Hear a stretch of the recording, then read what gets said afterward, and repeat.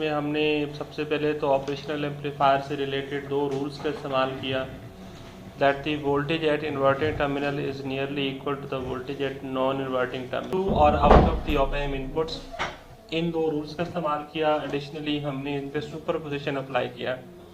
तो सबसे पहले हमने क्या किया कि आउटपुट आपको मिल सकती है due to the inputs at inverting terminals, यानी कि यहाँ पे ये जो दो इनपुट्स आ रही हैं इनकी वजह से जो आउटपुट मिलेगा सबसे पहले हमने वो कैलकुलेट किया। So if we are to apply the superposition then we can clearly see that these inputs will be made deactive. Okay, तो जब डीएक्टिव करना है मीन्स कि इनको ग्राउंड कर देना है। तो जब इनको ग्राउंड करेंगे तो ये जो तीनों आपके पास है दे विल गेट ग्राउंड, और ये ऑलरेडी ग्राउंड है तो ये भी एक इनपुट के तौर पर काम करता है। तो बहरहाल इन सारी चीज़ों को इंक्लूड करते हुए आपके पास इन दो इनपुट्स की वजह से जो आउटपुट मिलेगी वो होगी V output prime equals minus R F upon R N one times V N one minus R F over R F two times V N two. फिर हमने इन दो इनपुट्स की वजह से आउटपुट कैलकुलेट करनी है, तो उसके लिए भी क्या किया कि इनको हमने कर दिया ground. Right now these three resistors beginning from Rn0, Rn1 and Rn2 they are in parallel। ठीक है, तो फिर हमने इनका पैरेलल सम कैलकुलेट किया, तो ये एक तरह से आपके पास नॉन इन्वर्टिंग कॉन्फ़िगरेशन बन जाती है with three inputs with two inputs Vp1 and Vp2। तो इसमें फिर मैंने आपको बताया कि फिर अगर आपको इस इनपुट का इफेक्ट लेना है तो यहाँ पे भी आपको एक तरह से इसको ग्राउंड करना है। तो इसको ग्राउंड करते हैं तो that means Rp0 and Rp2 they will become parallel. तो अब जो वोल्टेज यहाँ पर आएगा यानी इस नोड पर आएगा दैट विल बी एम्पलीफाइड। तो वो super divider voltage divider apply करके वो आपने वो वोल्टेज कैलकुलेट कर लिया, तो ये इतनी जो टर्म है ये आपको वो वोल्टेज देती है, यानी Rp2 parallel to Rp0 over Rp1 plus Rp2 parallel to Rp0 times Vp1। और फिर इसके बाद ये जो वोल्टेज है this is multiplied by the gain of the inverting amplifier. तो हमारे पास गेन कितना आ जाएगा Rf over parallel sum of all these three resistors 1 plus Rf over Rn, तो this Rn is actually the parallel sum of these three resistors. Similarly ये हमने compute किया, तो आपके पास जो है एक मिनट, एक चीज मैंने करेक्ट करनी थी लास्ट टाइम मैं भूल गया।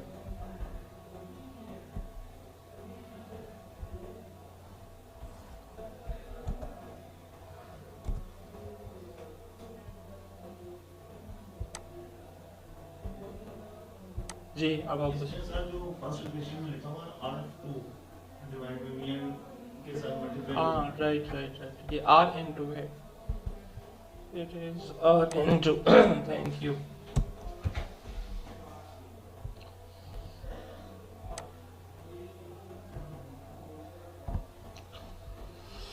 Okay so we have add, तो ये मैंने क्या लिख दिया है फिर गलत है यहाँ पर।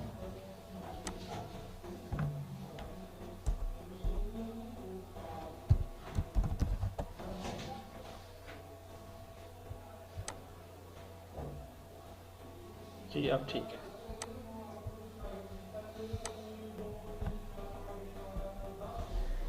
तो ये V आउटपुट प्राइम आपके पास हो गया, the output at the output terminal of amp due to the inputs at inverting terminals, and then V output double prime, this is the output due to these two inputs which are connected on to the non inverting terminal। तो बहरहाल इनको आपने किया सम according at the superposition, वो आपके पास ये equation बन गई जो ये है। फिर हमने क्या किया जी, अच्छा अब इसमें एक पॉइंट तो यहाँ पर ये है कि अगर आपके पास इस तरह का सर्किट आ जाता है जो सा कि ये आपके सामने है, तो अब रूल क्या है कि यहाँ पे जो भी इनपुट्स होंगी उनके लिए इस तरह का फार्मूला बन जाएगा। राइट मींस जितने भी यहाँ पे रजिस्टर ग्राउंड है या इधर जो रजिस्टर जितने भी लगे होंगे दे will not affect this equation. Right additionally अगर यहाँ पे जो इनपुट्स आती हैं वो अगर यहाँ पे कनेक्टेड हैं तो उनको इस तरह से ट्रीट करना है आपने कि गिवन एनी इनपुट सिग्नल आपने क्या करना है कि बाकी रिमेनिंग जो रजिस्टर्स होंगे you have to make them यानी आपने उनका पैरेलल सम लेना है, जो कि ये पैरेलल हो जाते हैं तो फिर ये एक वोल्टेज डिवाइडर बन जाता है। तो फिर हर एक इनपुट की वजह से तो यहाँ पे आपको पोटेंशियल मिलता है, that potential is to be multiplied with the gain of non inverting amplifier, जो कि इस तरह से ये आपके पास बनता है। मतलब ये क्या है, ये एनालिसिस है आपका, यानी आपने इस तरह के सर्किट का इस तरह से एनालिसिस करना है। अच्छा, तो क्वेश्चन 3 एक तरह से आपको एक आइडिया प्रोवाइड करती है कि given any circuit how you will be analysing the circuit. फिर एनालिसिस करने के लिए ही हमने समझ लो अगली एक इक्वेशन में एक आपको ट्रिक बता दी है, तो वो ट्रिक मैं फिर आपके सामने रखता हूँ। जैसे इस इक्वेशन में हमने क्या किया था, ये जो इक्वेशन आपके पास है कि हमने यहाँ पर RP1 से मल्टीप्लाई किया और डिवाइड किया, इस टर्म को हमने RP2 से ये मल्टीप्लाई किया और डिवाइड किया। तो इस तरह से होता क्या है कि ये जो प्रोडक्ट है पूरा, या ये जो प्रोडक्ट है, it becomes the parallel sum of all the resistors connected at non inverting terminal. यानी ये जो सारे रेजिस्टर्स हैं, इन सब का ये पैरेलल सम बन जाता है, राइट। तो मतलब अब यहाँ से एक आपको ये आइडिया मिल जाएगा कि आपने इन इनपुट्स का इफेक्ट लेने के लिए क्या करना है कि इन सारे रेजिस्टर्स का पैरेलल सम कैलकुलेट करना है आपने, राइट। तो फिर आप क्या करोगे, इस इक्वेशन में जाके ये आपको पैरेलल सम आ गया divided by RP1 times VP1, so this will become the voltage due to the input VP1. Likewise, parallel sum of all the resistors divided by RP2 and times VP2, so this will become the effect of the second input. And उसके बाद एक और input है, एक और है, इस तरह से तो इसी आइडिया के तहत आप उनको कंप्यूट कर सकते हैं। जबकि the inputs which are connected at non inverting terminal, वहाँ पे कोई इस तरह की कॉम्प्लेक्सिटी नहीं है, तो उनको आप सिंपली इसी तरह से यूज कर सकते हैं।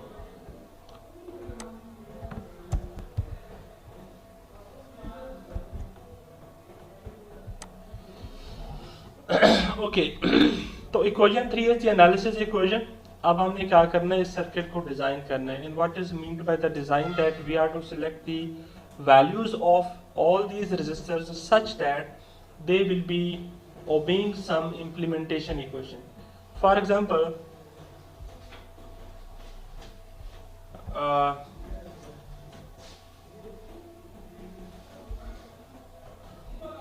आपको ये इक्वेशन 7 इंप्लीमेंट करनी है, राइट। ये इक्वेशन क्या है, that V output equal to CP1 times VP1 plus CP2 times VP2 minus CN1 times VN1 minus CN2 times VN2, ये आपको इम्प्लीमेंट करनी है। इसमें आप देख सकते हैं that there are 4 signal sources, right. तो इनके कोफिशिएंट पॉजिटिव हैं, तो this mean they should be connected at non inverting terminal of the op amp, और इनके कोफिशिएंट नेगेटिव्स हैं, so they should be connected at inverting terminals of the op amp.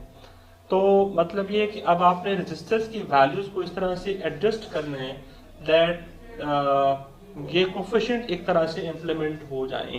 तो ये design process है। और इस डिज़ाइन प्रोसेस के को लेके हमने मतलब इस पर पूरी थ्योरी डेवलप करते हुए हमने ये कुछ रूल्स एडजस्ट कर लिए, जिनको मैंने इस स्लाइड में समराइज किया था। कि सबसे पहले आप क्या करते हैं, एक नंबर कैलकुलेट करते हैं, this is z is equal to CP minus CN minus 1। CP क्या है, it is the sum of all the coefficients which are positive. CN क्या है, it is the sum of all the coefficients which are negative. मतलब ये आपके पास ये दो सम आ गए, तो then z will be equal to CP minus CN minus 1. So this becomes z. Then depending upon the value of z, आप क्या करते हो, RN0 और RP0 की वैल्यू कैलकुलेट करते हो। If z is negative, means z is less than 0, then RN0 becomes infinite, means it's not needed, it is removed from the circuit, and then जो required register होता है वो RP0 होता है, और वो कैलकुलेट किया जा सकता है using this formula RP0 equals to RF over RZ। Then if Z is 0, both are not needed, and if Z is greater than 0, then RN0 will be required, RP0 will not be needed, it will be made open circuited.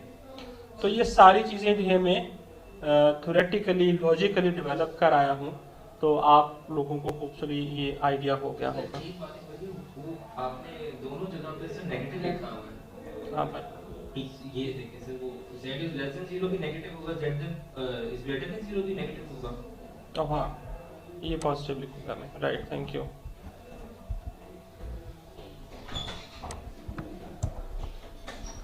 Sir एक के साथ minus आएगा जी, वो negative वाले के साथ minus आ रहा है ओवर माइनस,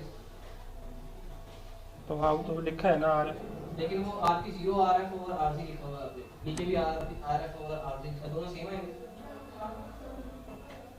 नहीं ये आरपी 0 है, ये आर एन 0 है, ठीक है। तो देखिए ना यहाँ पे ऊपर पहली कंडीशन में जेड जो है वो डिफरेंट है, वो नेगेटिव है, और नीचे जो है वो आर जेड आपका पॉजिटिव है, तो जेड ऑटोमेटिकली डिफरेंट हो गया। ओके जी, तो आगे बढ़ते हैं। और ये फिर अच्छा, इन्हीं कंडीशंस की बेसिस पर हमने समझ लिया कि ये एक डिज़ाइन प्रोसीजर भी डेवलप किया था, डिज़ाइन स्टेप्स किए हैं। तो सब पहला डिज़ाइन स्टेप क्या है कि जी आपने आर एफ कैलकुलेट करना है। आर एफ कैलकुलेट करने का क्या फार्मूला डेवलप किया हमने, that R F is equal to 10 kilo ohm times LCM of C1 C2, जितने भी कोफिशिएंट आपके पास हैं वो पॉजिटिव है नेगेटिव है, सबको आपने पॉजिटिव लेना है और उन सबको लेके एलसीएम पहले कैलकुलेट करना है और फिर उसको आपने 10 किलो से मल्टीप्लाई कर देना है। तो आपके पास that would be R F register. इसके पीछे लॉजिक भी मैंने बताई थी कि इस तरह से आपकी जो कोई भी इनपुट रेजिस्टेंस है वो मिनिमम 10 किलो ओम हो जाएगी, राइट।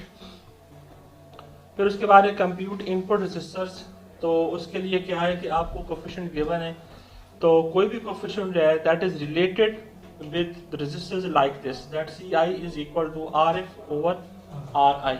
ये आपको कहाँ से आइडिया मिला था, ये आपको इस इक्वेशन से आइडिया मिला था जो इक्वेशन 7 हमने डेवलप की थी, राइट। तो इस इक्वेशन में देखें दैट V आउटपुट, ये V आउटपुट प्राइम नहीं है, ये V आउटपुट है, तो इसमें RF over RP1, so this is actually the coefficient of the voltage VP1, right। तो अगर कोई पॉजिटिव वोल्टेज है वो यहाँ पे कनेक्टेड है, तो दैट मीन्स कि ये आपका वो C1 है, राइट। तो इस तरह से आप RF आपने यहाँ कैलकुलेट कर लिया और सारे RI जो है ना वो इस तरह से कैलकुलेट हो जाएंगे। तो ये जो सारे RI हैं they are actually input resistors, ये आपके ये वाले रेजिस्टर्स हैं जो सर्किट में यहाँ पे कनेक्टेड हैं। मल्टीपल आर आई है तो वो ऐड होते जाएंगे। नहीं, हर एक आर आई डिफरेंट चीज़ है। ये आ रही है आपके, ये दो और ये दो, ठीक है। तो इस तरह से ये RN1, RN2, RP0 है, नॉट नेसेसरीली ये हो जाते हैं पैरेलल में, बट अंडर सर्टेन कंडीशंस। हाँ, ये पैरेलल में ही है वो आप ठीक कह सकते हैं, लेकिन क्योंकि यहाँ पे डिफरेंट सिग्नल सोर्सेज हैं तो हम उनको इस तरह से पैरेलल में नहीं कह सकते। हाँ, लेकिन जब उनका एनालिसिस आप कर रहे हैं तो आप सुपरपोजिशन अप्लाई कर रहे हैं, तो फिर जब हम उनको ग्राउंड करते हैं तो फिर वो पैरेलल हो जाते हैं, otherwise they are not parallel, right.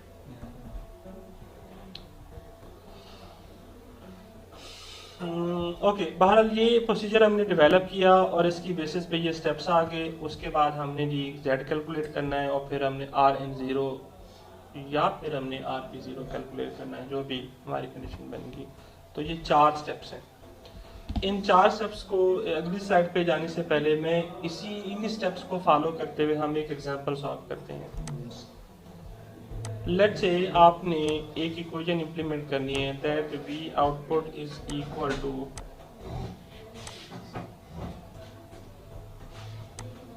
Four times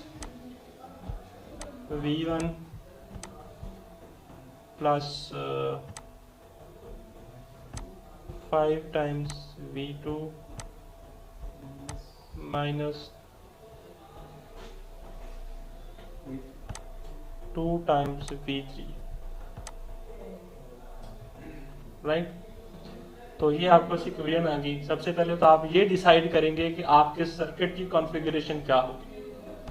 तो हम यहाँ से पे क्लियरली देख सकते हैं कि 2 सिग्नल्स ऐसे हैं V1 एंड V2 जिनके कोफिशिएंट पॉजिटिव हैं और एक सिग्नल ऐसा जिनका कोफिशिएंट नेगेटिव। तो इसका क्लियर मतलब ये हुआ कि आप अपने इस सर्किट को कॉन्फ़िगर करेंगे कि आप ये दोनों इनपुट्स रहने देंगे और इसमें से आप कोई एक रजिस्टर आप ले लेंगे, बाकी को आप रिमूव कर देंगे। क्लियर है की बात? उसके बाद अगला स्टेप क्या है कि अब आपने क्या करना है कि आरएफ कैलकुलेट करना है। तो अगर आप इनका एलसीएम कैलकुलेट करते हैं तो इनका एलसीएम मेरे ख्याल में बनेगा 20, इन 4 का, 5 का और 2 का, राइट। आप इनका एलसीएम कैलकुलेट करेंगे तो वो बनेगा 20। तो 20 टाइम्स 10 किलो कितना हो गया? 200। ठीक है जी। तो दैट मीन्स कि आपका जो आरएफ है for this example that becomes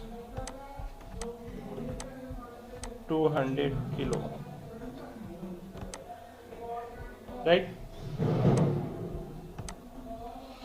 okay, next आप देखिए कि आपके पास जो अब आपने आरएफ कैलकुलेट कर लिया तो आप अपने आरआई कैलकुलेट करने हैं। आपके पास 3 इनपुट्स हैं V1, V2, V3, तो उस तरह से आप इनको नाम दे सकते हैं R1, R2, R3। तो आपका जो है मैं यहाँ पे लिख देता हूँ, जो R1 है according to this formula RF over CI, C1 हो जाएगा। तो C1 आपका कितना है? 4। तो दैट मीन्स कि this will become 4 200K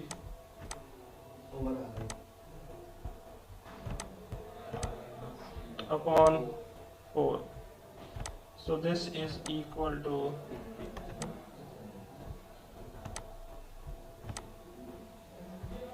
50K.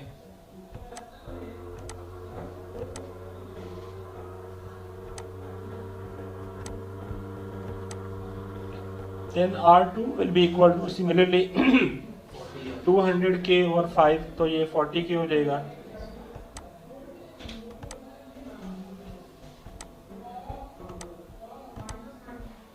And finally R3 क्या हो जाएगा?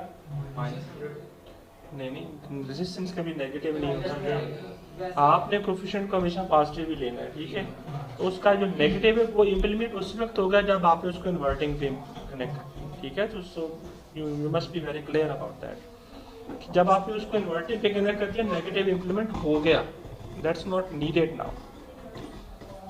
Okay, next is R3।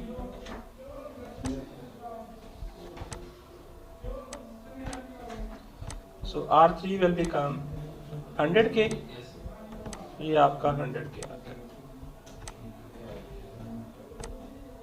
Okay, अब हमने Rn0 या Rp0 या दोनों कैलकुलेट करने हैं। तो हमने क्या करना है जी? Z कैलकुलेट करना है। तो Z क्या हो जाएगा आपका?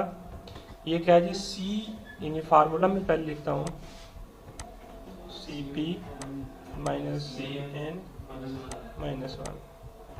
तो Cp क्या है? सम ऑफ ऑल पॉजिटिव कोएफिशिएंट्स। तो 4 + 5 कितना हो गया? 9 हो गया। -2 क्योंकि ये एक ही है, राइट, एंड -1, तो कितना हो गया? 6 हो गया। तो कौन सी कंडीशन मीट होती है अगर आप पीछे जाए तो? पॉजिटिव वाली, ये लास्ट कंडीशन आपकी मीट होती है। तो इसका मतलब ये that Rp0 is not required, right, and Rn0 will be equal to RF over Z। Z आपका कितना है? 6 है। तो यहाँ से Rp0 is equal to infinity, यानी ये भी आपका एक तरह से कंप्यूट हो गया। और Rn0 is equal to 200K upon 6। तो ये कितना हो गया जी? आई थिंक 33.3 किलो ओम जो है ये आपका रजिस्टर हो गया, ठीक है जी। अब आती है बारी इस चीज़ की कि आपका सर्किट क्या बनेगा। तो सर्किट बनाने के लिए मैं क्या करता हूँ जी? कोशिश करता हूँ, इसका क्या मतलब है।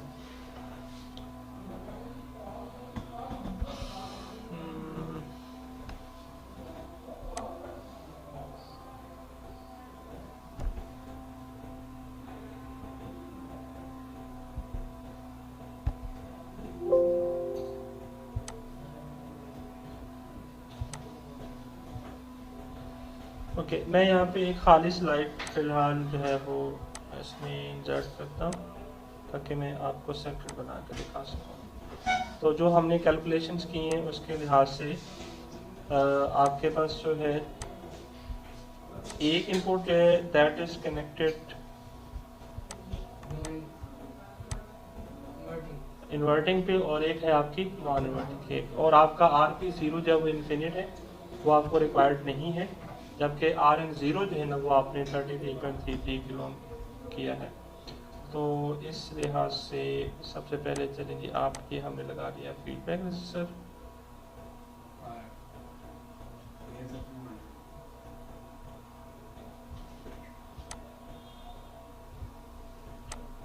दिस इज 200K और उसके बाद ये एक इनपुट आपकी यहाँ चाहिए आपको,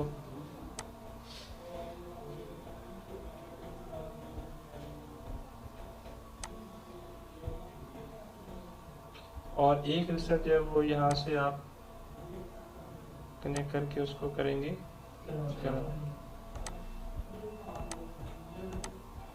okay, then you are to connect 2 inputs here.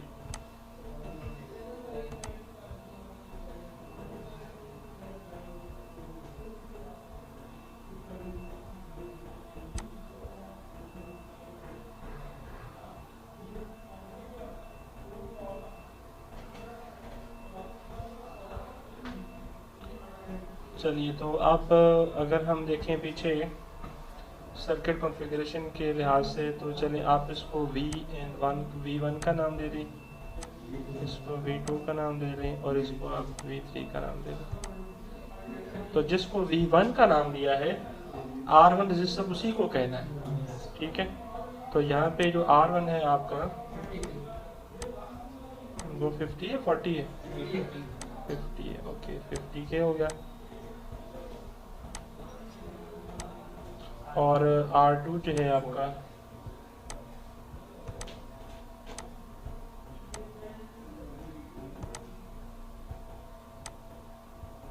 40K and finally R3 आपका कितना है जी?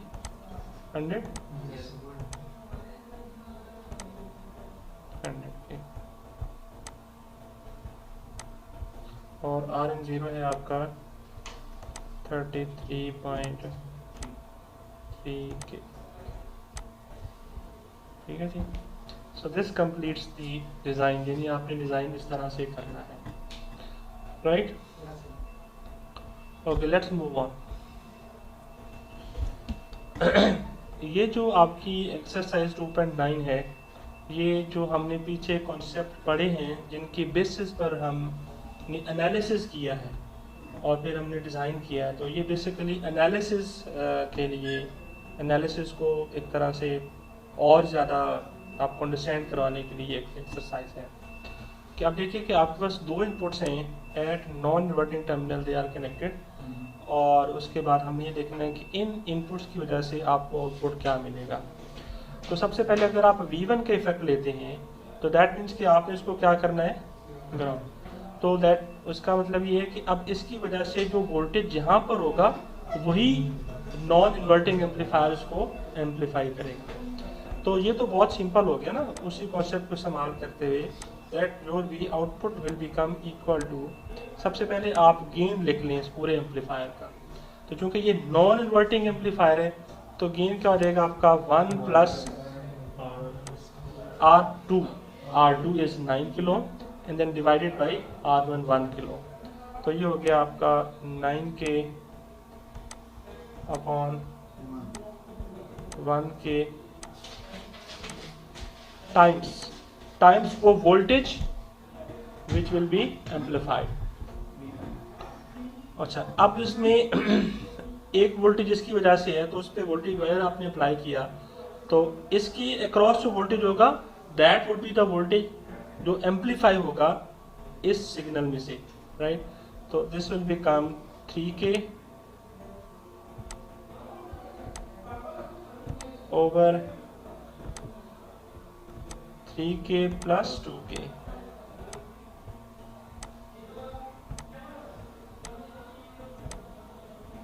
Times V1 and plus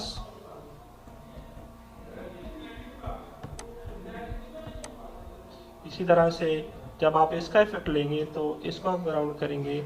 now this will become 2k over 3k plus 2k. सही दोनों इकट्ठा निकले. जी इकट्ठा कहाँ लिखा है हमने? अरे ये इकट्ठा इसलिए ले रहे हैं कि ये एक दूसरे से म्यूचुअली इंटरफेयर कर रही हैं. इकट्ठा कहाँ किया मैंने? इकट्ठे का मतलब क्या है आपका यार? एक तो सवाल आप बड़े अजीब करते हैं. प्लस कर रहे हैं ना. हाँ तो दोनों नॉन इन्वर्टिंग पर है तो प्लस ही करेंगे ना. दोनों नॉन इन्वर्टिंग पर है ना तो प्लस करेंगे. और फिर जब भी आप सुपर पोजिशन लेते हैं तो आप प्लस ही करते हैं ना. वो तो कंप्यूटेशन में अगर वोल्टेज नेगेटिव है तो नेगेटिव होगा, अदरवाइज सुपर पोजिशन में प्लस ही करना होता है. सर गेन फाइंड करने के लिए 1 प्लस R2 ओवर R1 ही होता है. हाँ जी, नॉन इन्वर्टिंग के लिए 1. अगर नॉन होगा इन्वर्टिंग होगा तो माइनस R2 ओवर R1 होगा. ओके सो दिस बिकम्स, अब देखिए ये 9k ओवर 1k 9 हो गया प्लस 1 10 हो गया, और ये एक तरह से रेशो बनती है 3k over 5k. I mean ये 3/5 हो गया. तो वो 5 से इस 10 को आप करेंगे सिंप्लीफाई तो बन जाएगा 2 एंड 2 टाइम्स 3 तो ये हो जाएगा आपका 6 टाइम्स V1. समझ आई कि नहीं आई? उसके बाद ये थे 2/5 है ये, तो 2/5 टाइम्स 10 10 तो सबके साथ मल्टीप्लाई होगा तो ये आपका हो जाएगा 4 हो गया 4V2 एंड ये एग्जैक्टली वही एक्सप्रेशन है जो हमने कंप्यूट किया आंसर में. ओके जी, अब क्या करना है? आपने सर्किट डिजाइन करना है. तो ये डिजाइन इक्वेशन है तो इसी तरह की इक्वेशन में आने भी आपको करवा दिया. ठीक है, अब आप ये खुद ही कर सकते हैं. Right, okay let's move on. आगे मूव करने से पहले मैं आपके सामने एक और डिजाइन एग्जांपल रखता हूं, और उसके लिए मैं एक खाली स्लाइड जो है वो इसमें इंसर्ट करता हूं.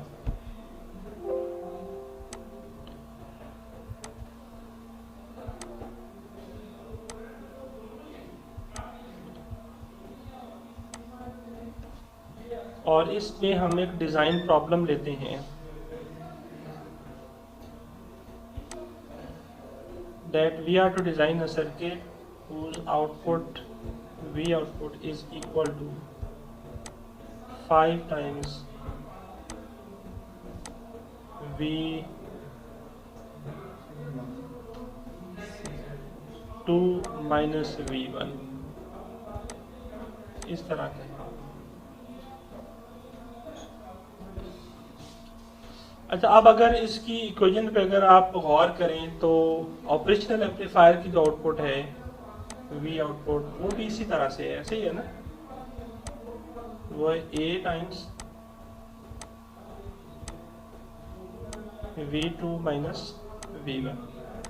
तो जब हमने इसका एनालिसिस किया था, हाँ इसमें बताइए कि जो A है ये ओपन लूप गेन है और ये इनफाइनाइट है आइडियली. तो इसकी कैरेक्टरिस्टिक्स को जब पढ़े थे हमने ये बात की थी कि ऑपरेशनल एम्पलीफायर बाय डिज़ाइन एक डिफरेंस एम्पलीफायर है. ये क्या करता है कि अब दोनों इनपुट्स पर मौजूद सिग्नल्स का पहले डिफरेंस लेता है और उस डिफरेंस को एम्पलीफाई करता है. तो इस वजह से ये क्या है कि आपका एक डिफरेंस एम्पलीफायर है. तो ये भी एक क्या है, ये भी एक डिफरेंस एम्पलीफायर है. इस डिफरेंस एम्पलीफायर में और इस डिफरेंस एम्पलीफायर में जो बेसिक डिफरेंस है वो ये है कि इसका गेन आप एडजस्ट नहीं कर सकते, यानी जो बाय डिजाइन आ गया है वही आपके पास है. लेकिन इस जो पीछे में डिजाइन प्रोसेस सीखा है उस डिजाइन प्रोसेस का इस्तेमाल करते हुए आप इस इक्वेशन को इम्प्लीमेंट कर सकते हैं और इस तरह से इम्प्लीमेंट कर सकते हैं कि जो आपको गेन चाहिए वही आपको मिलेगा. Is that clear? Okay great. तो हम उसी डिजाइन प्रोसेस का इस्तेमाल करते हुए इस इक्वेशन को इम्प्लीमेंट करते हैं. राइट, तो सबसे पहले तो मैं इसको लिखूंगा थोड़ा सा उस फॉर्म में जिस फॉर्म में हमारे लिए ये जिससे हम फेमिलियर हैं. तो this can be written as -5 V1 V1 plus 5 V2। तो सबसे पहला काम हमने क्या करना है, स्टेप 1 क्या है हमारा, यहाँ पे देखिए compute RF। Okay,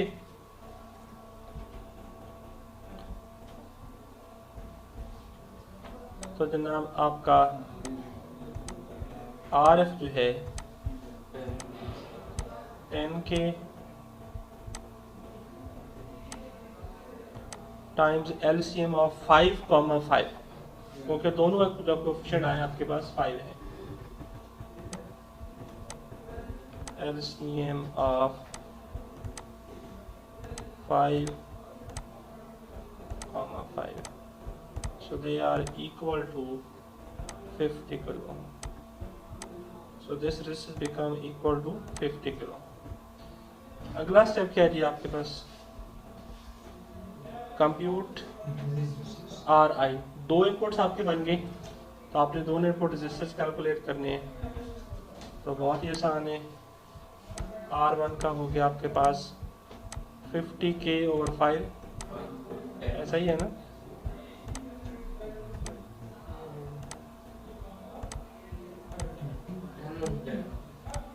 ten kilo ohm भाई, ओम गलती से भी नहीं लगाना,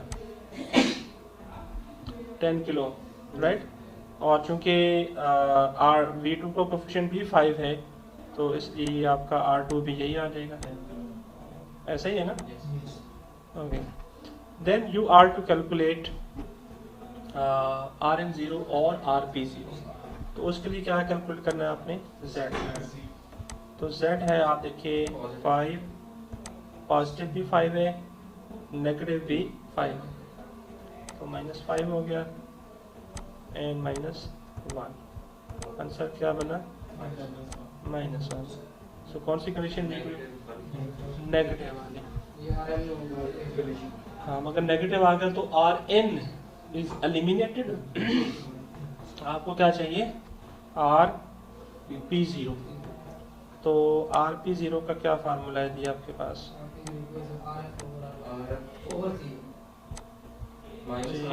RF/C, माइनस है ना, वो तो माइनस माइनस कैंसिल हो जाता है इक्वेशन में भी, तो इसलिए आप इस माइनस को भी कैंसिल करके नीचे लाएंगे, ठीक है। ऐसे ना हो कि आपको माइनस लिख दें, रेजिस्टेंस आपने नेगेटिव लिख दी तो फिर आपके नंबर कट जाएंगे, तो थोड़ा सा सेंसेस आपने कायम रखे तो इसको करिएगा। तो 12 जी आपका 50 किलो में आ गया, तो ये हो गया जी आपका 50 किलो।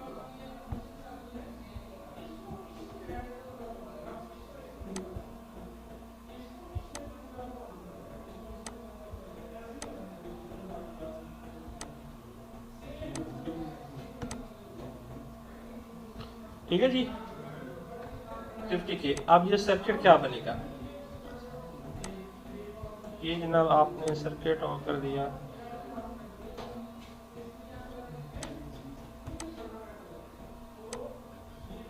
जी सर हमारा माइनस है तो वो कर देंगे जी जी हमारा -1 आया नहीं, वो माइनस कैंसिल हो रहा है, फॉर्मूला में माइनस था और -1 का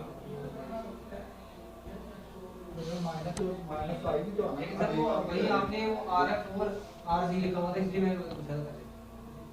यार देखो, पीछे मैंने सारा एक्सप्लेन किया है कि कौन सा माइनस कहाँ आ जाता है, ये देखो ना भाई, फिर बता देता हूँ, कोई बात नहीं। यहाँ पर देखिए, अगर Z<0 है तो ये आप कहाँ पे पुट करते हैं, आप यहाँ पर पुट करते हैं इस इक्वेशन में। मतलब ये अगर आपका ये Z है ना, इसी को हमने Z का नाम दिया ना भाई।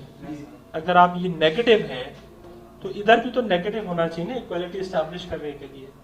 तो इसको नेगेटिव बनाने के लिए क्या करते हैं कि आप Rn0 को इनफाइनाइट कर देते हैं। तो आप finite resistance divided by infinite resistance, तो वो आपका ऑटोमेटिकली 0 हो गया ना ये फैक्टर। तो दैट मीन्स कि -Z is equal to -RF/Rp0। तो माइनस माइनस कैंसिल हो गया कि ना हो गया, राइट।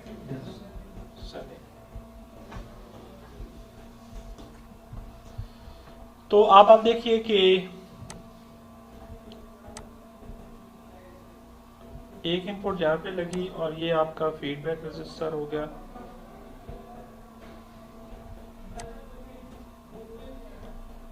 और फिर एक इनपुट आपने यहाँ लगानी है,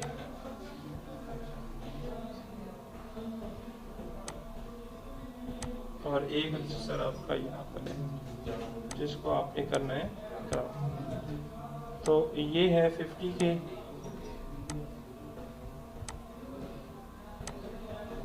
ये भी आपका 50K आया है।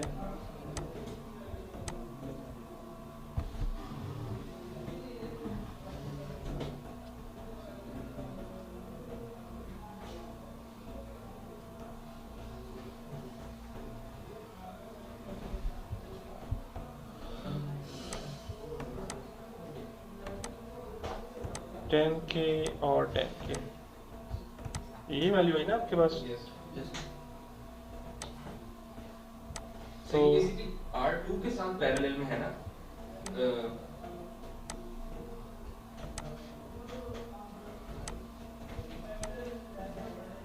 अब आप पूछे क्या कह रहे हैं? ठीक है, हो गया। ये तो बताइए केवल जो 10K है ये बेसिकली R2 वाला 10K है ना, जो 50K के साथ पैरेलल है। बिल्कुल बिल्कुल, ये आपका R2 है जिसको V2 कहा, उसी के साथ ही आप R2 लगाएंगे। हाँ जी सर। और इसको आपने V1 कहा है तो इसके साथ आप R1 कनेक्ट करेंगे। ओके जी, तो ये आपके पास क्या है? This is the difference amplifier. तो बेसिकली अगला जो टॉपिक है हमारा वो डिफरेंस एम्पलीफायर एनालिसिस का है। तो एनालिसिस से पहले हमने डिज़ाइन कर दिया है। आप डिज़ाइन में देखिए कि अगर आप इस कंडीशन को मीट करते हैं, यानी कौन सी कंडीशन भला? ये वाली, that R positive equals to R negative, the resistance seen at the inverting terminal must be equal to the resistance seen at the non-inverting terminal। आप इसी एक रिक्वायरमेंट को जब आप मीट करते चले जाते हैं तो फिर इतनी सारी चीज़ें ओपन अप होती चली जाती हैं। तो एट द एंड जब आप इसी कंडीशन को मीट करते हैं तो डिफरेंस एम्पलीफायर के एनालिसिस से आप बस एट द एंड यही रिजल्ट आता है कि अगर आपने इस सर्किट को बतौर डिफरेंस एम्पलीफायर इस्तेमाल करना है, then you will notice that R4 must be equal to R2 and this R3 resistor must be equal to R1। और ये आप देखिए डिजाइन के अंदर मैंने कोई बाय इंटेंशन इनको इक्वल नहीं किया। यानी अगर आप इस सर्किट को इस सर्किट के साथ कंपेयर करें, ये वो सर्किट है जो बुक में मौजूद है, ये वो सर्किट है जो हमने डिजाइन किया है, ऐसा ही है ना? तो इस मतलब अगर आप रेजिस्टेंस नंबरिंग वैसे ही करें जैसे वहां पर है, ये R2 है आपका, वैसे हमने भी वैसे ही की है, ये R1 है, इसको हमने RF कहा था जिसको हम R2 कह देते हैं, सॉरी ये R3 हो गया, और ये है आपका R4। यानी उसके लिहाज से जैसे आगे सर्किट में है, वैसे तो लोकेशन से हमें पता लग भी सकता है कि कौन सा रजिस्टर क्या रोल प्ले कर रहा है, राइट?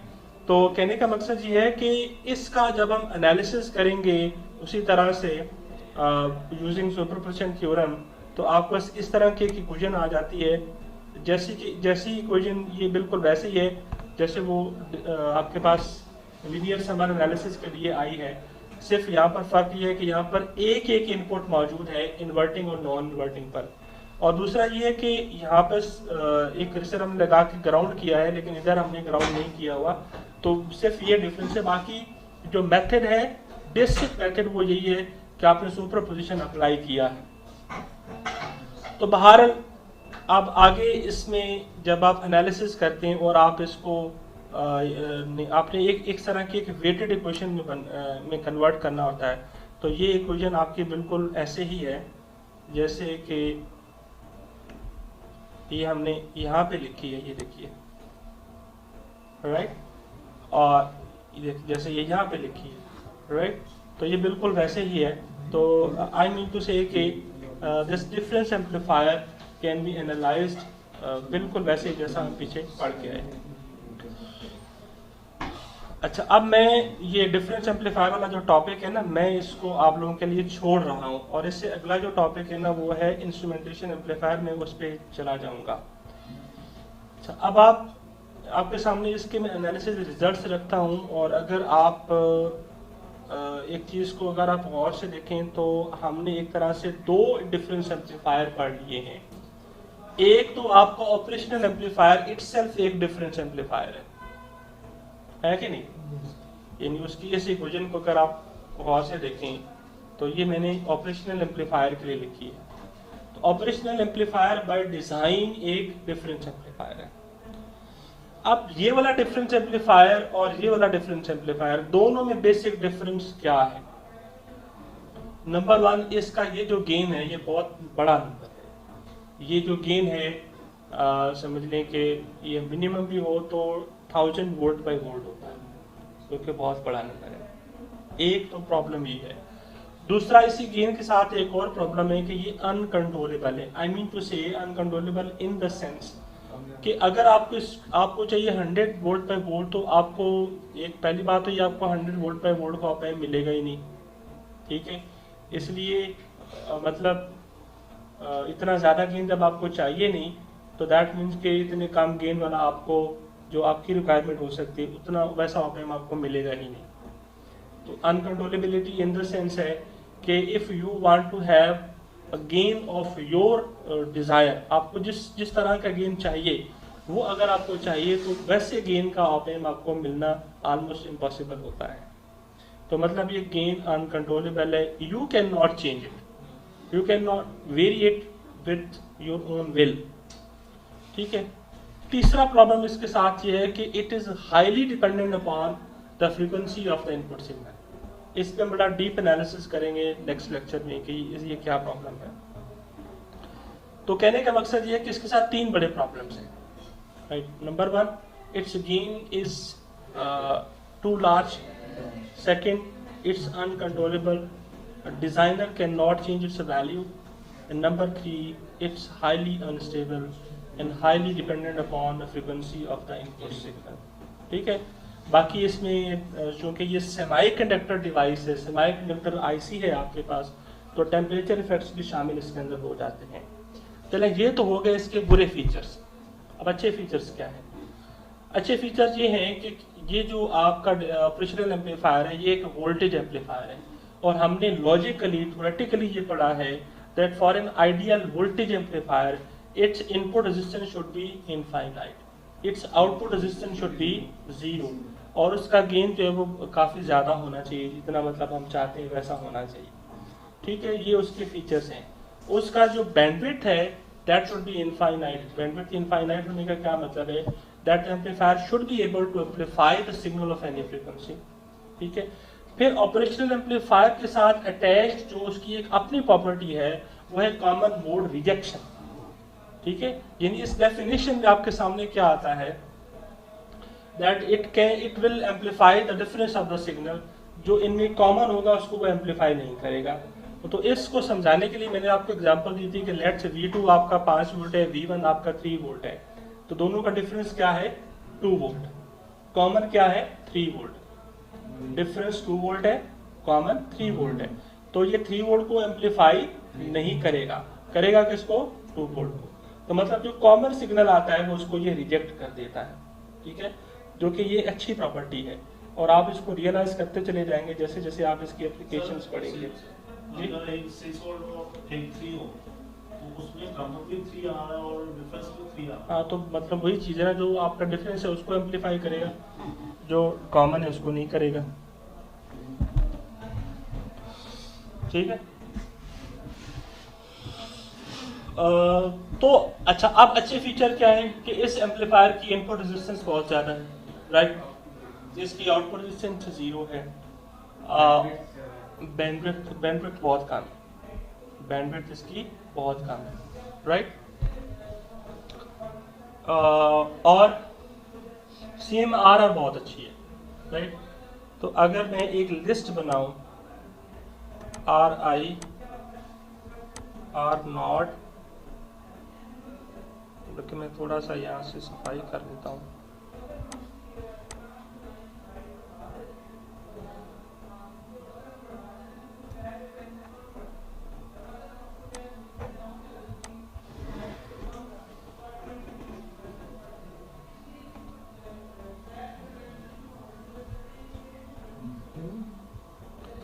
आर नॉट है, आर आउटपुट है, आर इनपुट है, गेन है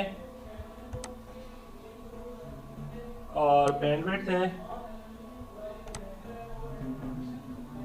और तीसरी है, सॉरी पांचवी है CMRR, common mode rejection ratio.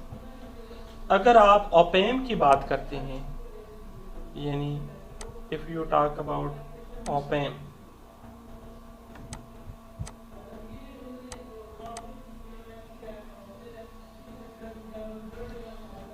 तो उसकी आइडियली आर इनपुट इनफाइनाइट है, बहुत अच्छी बात है।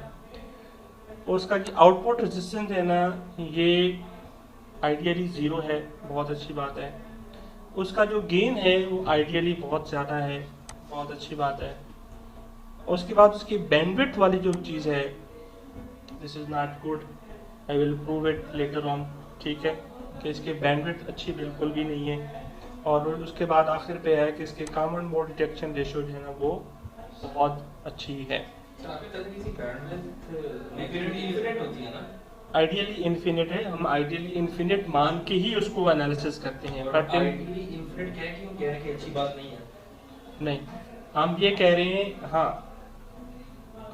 अगर इनको हम आइडियल ना भी माने, पहले तो बात है हम उनको आइडियल मान रहे हैं, ठीक है, अगर हम इनको आइडियल ना भी माने, हम कहें कि नहीं हमें आइडियल नहीं, हम प्रैक्टिकल वैल्यूज लेनी है, तब भी आर आई बहुत ज़्यादा रेजिस्टेंस है, आर नॉट बहुत कम रेजिस्टेंस है, गेन बहुत ज़्यादा है, और बैंडविड्थ जो है ना ये बहुत कम है, ठीक है, यानी लिखी तो होती है। ये एक्चुअली ये वाली जो प्रॉपर्टी है, ये समझ ले कि जस्ट स्टूडेंट्स को to put the students at ease, उनको यानी उनको एक आसानी उनको बचाने के लिए कि वो आसानी से एनालिसिस कर सकें, अभी बैंडविड्थ के चक्करों में ना पड़े, तो उस वजह से इसको मेरे ख्याल में ऑथर्स लिखते हैं, अदरवाइज इट्स नॉट आइडियल, ठीक है। तो बहरहाल हम मान के ही चलते हैं कि इसकी जो बैंडविड्थ है वो आइडियल है, it means that it can amplify the signal of any frequency. CMRR का मैं मतलब बता चुका हूँ कि जो कॉमन सिग्नल है वो उसको एम्पलीफाई नहीं करेगा, उसको रिजेक्ट करेगा, तो इसलिए हम कहते हैं कि ये भी उसकी बहुत अच्छी है। अच्छा, अब ये है आपका डिफरेंस एम्पलीफायर, यानी operational amplifier itself by design is a difference amplifier. और अब डिफरेंस एम्पलीफायर हमने खुद डिजाइन किया, बाहर से रजिस्टर लगा के। हमने क्यों डिजाइन किया? सिर्फ एक ही वजह थी कि आपका जो गेन है ना वो आपके कंट्रोल में आ जाए, आप उसको अपनी मर्जी से एडजस्ट कर सको, ऐसे ही है ना। अब मैं इसकी जो कैरेक्टरिस्टिक्स हैं डिफरेंस एम्पलीफायर की वो आपके सामने रखता हूँ।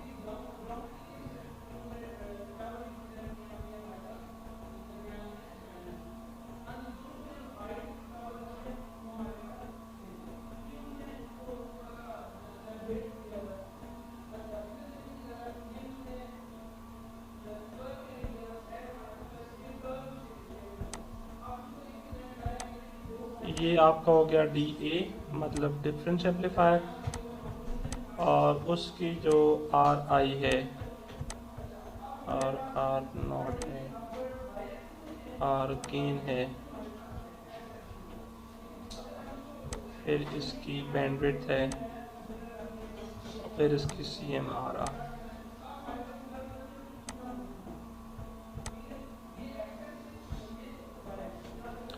तो सबसे पहली चीज RI, इसकी जो RI है वो इन दोनों रेजिस्टर्स के सम के इक्वल होती है। ये जो दो है ना R1 और R3, इन दोनों के सम के इक्वल होती है। इसका आप एनालिसिस को देख सकते हैं, that this is equal to R1 plus R3, ठीक है जी।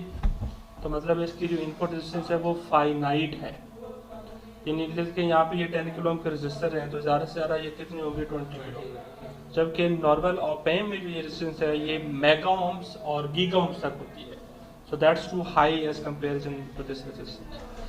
आर आउटपुट रेजिस्टेंस जो है ना वो दैट्स ओके, क्योंकि वो आइडियल है, मतलब ये बाकी में ज़ीरो को अप्रोच करती है, बिकॉज कि ये यहाँ पे हम अपना लोड डायरेक्टली अप्लाई करते हैं, तो लोड को जो नज़र आने वाली इनपुट रेजिस्टेंस है दैट्स आइडियली वो ज़ीरो को ही अप्रोच करती है, तो दिस वन इज़ ओके। अच्छा, अब इसका जो गेन है वो अगर वैल्यू की बात की जाए तो हमारे कंट्रोल में है, यानी अगर आप इसी सर्किट पे देख लें तो that can be computed that as R2 over R1, but under the condition that R4 is equal to R2 and R3 is equal to R1. In this condition these two conditions must be met to make this gain possible. उसके बाद इसकी जो bandwidth है वो भी analysis से हम देखेंगे कि इसकी bandwidth as comparison to operational amplifier itself बहुत बेहतर है, राइट, यानी it can amplify the signals of higher frequencies as compared with op amp gain itself. और इसकी जो CMRR आ रहा है इसमें गड़बड़ है, यानी आई मीन वो किस तरह से, आप अगली एक स्लाइड में एक CMRR के लिए इसका एक फार्मूला देखेंगे.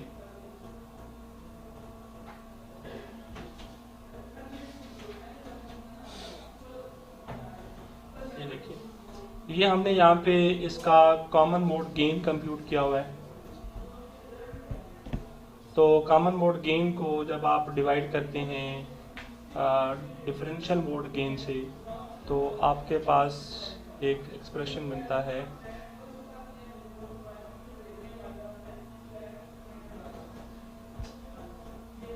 आई थिंक वो एक्सप्रेशन में मिस कर गया हूँ, वो आपको बुक से मिल जाएगा. तो बहरहाल इसमें उस एक्सप्रेशन की भी रिक्वायरमेंट ये रहती है कि आपकी R4 इक्वल टू R2 हो और R3 will be equal to R1. इसका बेसिकली मतलब ये है कि अगर आपने गेन को एडजस्ट करना है तो R2 को R4 के लाजमी इक्वल रखना होगा. आई मीन ये दो इंडिविजुअल रेजिस्टर्स हैं, दो अलग अलग कंपोनेंट्स हैं, आल्दो उनकी वैल्यू सेम है. तो जब ये दो अलग अलग कंपोनेंट्स हैं तो इसका मतलब ये होगा that they might have different value, उनकी वेरी हो जाएगी, ठीक है. तो दैट मीन्स कि इस वेरिएशन की वजह से जो कि प्रैक्टिकली एग्जिस्ट कर रही है because of the different resistors, तो वो इसकी जो CMRR है उसको डिस्टर्ब करती है, उसकी कॉमन मोड रिजेक्शन कैपेबिलिटी को ख़राब करती है, राइट.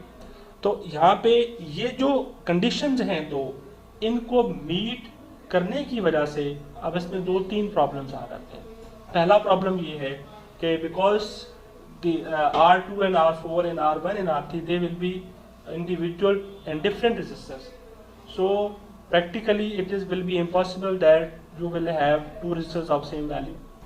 Even अगर आपने 10 किलो के 2 रेजिस्टर पकड़े हों लैब से तो अगर वो 5% या इवन 1% भी हैं उनकी टॉलरेंस है तो इसका इम्कान तो यही है ना. तो वो 10 किलो होना है और 10 किलो का अगर आप 1% देते हैं तो वो कितना बनेगा भला, 100 ओम बनेगा, ठीक है.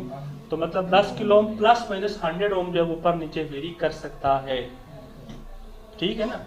तो दैट मीन्स कि वो डिफरेंट रेजिस्टर्स होने की वजह से ये जो कॉमन मोड रिजेक्शन है एक तो ये आइडियल नहीं रहेगी.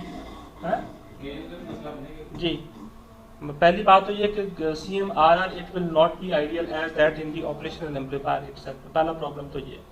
दूसरा प्रॉब्लम ये है कि गेन आल्दो आप अपनी मर्जी से एडजस्ट कर सकते हैं बट आपको गेन एडजस्ट करने के लिए कम से कम 2 रेजिस्टर्स को लाजमी चेंज करना होगा. ऐसा ही है ना, यानी अगर आप गेन बढ़ाना चाहते हैं तो दैट मीन्स आप R2 और R4 को लाजमी तौर पर इंक्रीज करेंगे, अदरवाइज आपका गेन इंक्रीज नहीं होगा, राइट. ऑपोजिट भी तो हो सकता है ना कि हम R1 या R3 को उससे इनपुट रेजिस्टेंस पर कम हो जाएगी. उसे देखें ना, ये आपकी इनपुट रेजिस्टेंस कम हो जाएगी.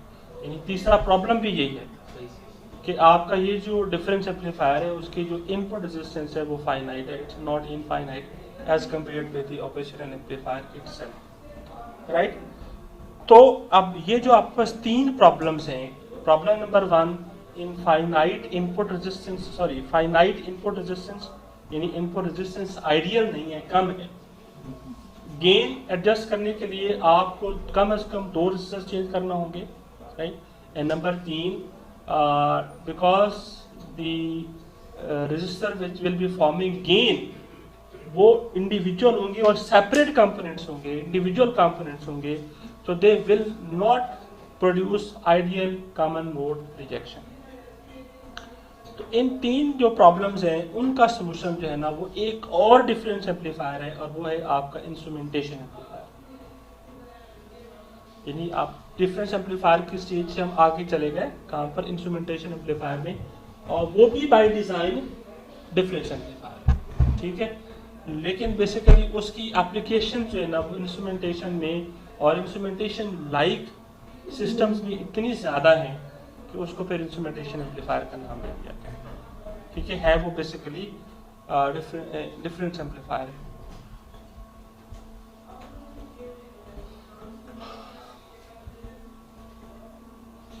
तो डिफरेंस एम्पलीफायर का सर्किट जब आप आईसी के अंदर भी देखेंगे, किसी आईसी के अंदर भी, तो वो इसी तरह का होता है। ये उसके अंदर 3 ऑप एम्प इस तरह से कनेक्टेड है। ये आप देखिए कि ये 2 ऑप एम्प हैं, A1 और A2, they are connected in non inverting amplifier configuration. अब कैसे नॉन इन्वर्टिंग, इस चीज़ को ज़रा समझिएगा। वो इस तरह से कि अगर आप सिर्फ इस इनपुट का इफेक्ट लेते हैं, दैट मीन्स कि आपको ये क्या करना होगा, ग्राउंड करना होगा। अब आइडियल ऑप एम्प की क्या प्रॉपर्टी है कि अगर यहाँ पे ग्राउंड है तो वो वर्चुअली वो ग्राउंड यहाँ भी अपीयर हो जाए, ऐसा ही है ना। तो दैट मीन्स कि this input will effectively be at ground voltage. तो अब आप इस वाले सर्किट को ज़रा आप गौर से देखेंगे, then this is non-inverting amplifier because it has its input connected to non-inverting input and inverting input पे आपको फीडबैक मिला हुआ है, और फिर ये जो एक रजिस्टर है ये इसका ग्राउंड है, और ऐसे ही होता है इन्वर्टिंग एम्पलीफायर में।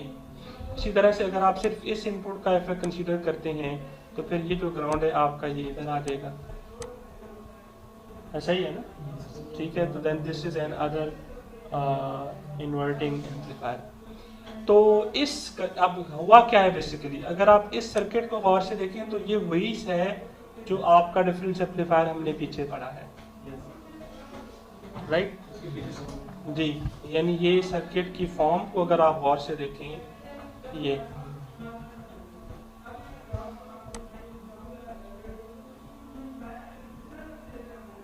ऐसा ही है ना, इस सर्किट की फॉर्म और जो सर्किट यहाँ पे लगा हुआ है इसकी सर्किट की फॉर्म दे आर सेम। सिर्फ किया क्या है कि इस इनपुट पे एक अलग हमने नॉन इन्वर्टिंग कॉन्फ़िगरेशन कनेक्ट कर दी है और इधर एक और नॉन इन्वर्टिंग कनेक्ट कर दी है, और इन दोनों को हमने इस एक रजिस्टर से फिर उनको कंबाइन कर दिया है। तो इसका एक हमें बहुत बड़ा एडवांटेज मिला है, और वो एडवांटेज अभी इसके एनालिसिस में आपको नजर आएगा। तो ये आपके पास जो है, this is the standard configuration for the instrumentation amplifier. जो वैल्यूज होंगी R3 और नीचे भी R3 सेम होंगी? जी बिल्कुल, इसीलिए R3 लिखा हुआ है और R4 लिखा हुआ है। अच्छा, अब आप ये सोच रहे होंगे कि भाई ये जो प्रॉब्लम्स हैं जो पीछे डिफरेंस एम्पलीफायर के साथ है वो तो इसके भी साथ रहेंगे, ऐसा ही है ना, क्योंकि ये तो डिफरेंस एम्पलीफायर है ना। अगर आपको इनकी मदद से गेन को एडजस्ट करना है तो इसका मतलब तो वही है कि भाई अगर आपने खुद पकड़ के ये रजिस्टर लगाने हैं और बाहर से लेके आपने लगाने हैं तो फिर तो ये they can not be equal. तो दैट मीन्स कि इस लेवल पे तो जो आपकी कॉमन मोड रिजेक्शन है वो तो प्रॉब्लम अभी है, ऐसा ही है ना, वो प्रॉब्लम तो स्टिल एग्जिस्ट करता है, तो बिल्कुल एग्जिस्ट करता है। लेकिन अब ये जो आपका ऑप एम्प जिसको मैंने अभी ये आखिर पे सर्कल किया है, ये एक्चुअली एक सिंगल ऑप एम्प के अंदर पैक कर दिया जाता है, यानी एक सिंगल आईसी के अंदर इसको पैक कर देते हैं, यानी इसको अंदर ही फैब्रिकेट कर देते हैं। यानी ये जो 4 रजिस्टर्स हैं R3, R4, इनकी एक्सेस आपको है ही नहीं, ठीक है ना, इसकी बाहर इनकी एक्सेस है ही नहीं। तो इसलिए इनकी वजह से जो इफेक्ट आना है CMRR पे वो बहुत मिनिमल है, ठीक है। तो CMRR का प्रॉब्लम मुकम्मल तौर पे ख़त्म नहीं हुआ, but it has been minimized to large extent, इसको बड़ी हद तक कम कर दिया गया है जी। और भी कंडीशन ये पूरी कर रहा है ना कि जो RF वाली जो वैल्यू होती है that is equal to R4 जो नीचे वाली है, हाँ। और वो R3 और R3 इक्वली होंगे, वो तो मस्ट है ना, वो तो कंडीशन का मीट होना मस्ट है, अदरवाइज डिफरेंस एम्पलीफायर होगा ही नहीं, इसलिए वो R4 लिखा हुआ है। हाँ बिल्कुल। अच्छा दूसरा पॉइंट जो है वो ये कि वहाँ पे जो ये डिफरेंस एम्पलीफायर पीछे जो हमने देखा है उसकी जो इनपुट रेजिस्टेंस वो फाइनाइट है, ठीक है ना, वो किस पे डिपेंड कर रही थी, वो इन रेजिस्टेंस पे डिपेंड कर रही थी। लेकिन अब आपने क्या किया कि इन दोनों के यहाँ पर आपने एक एक इन नॉन इन्वर्टिंग कॉन्फ़िगरेशन लगा दी है। और जब हमने non inverting configuration of op amp देखा था तो हमने देखा था कि ये कॉन्फ़िगरेशन ऐसी है जिसकी इनपुट रेजिस्टेंस आइडियल है, इनफाइनाइट है, राइट। तो दैट मीन्स कि क्योंकि आप देखिए ना, अब आप इनपुट डायरेक्टली यहाँ पे कनेक्ट करेंगे, इसी तरह से ये भी आप डायरेक्टली यहाँ पे कनेक्ट करेंगे। तो जो इनपुट रेजिस्टेंस वाला प्रॉब्लम है, फाइनाइट इनपुट रेजिस्टेंस वाला, वो भी आपका एलिमिनेट हो गया है, राइट। एंड फाइनली आपको गेन एडजस्ट करने के लिए कम से कम 2 रजिस्टर चेंज करने पड़ते हैं अगर आप डिफरेंस एम्पलीफायर को इस्तेमाल करते हैं। इस सर्किट कॉन्फ़िगरेशन में आपको सिर्फ इसे चेंज करना है,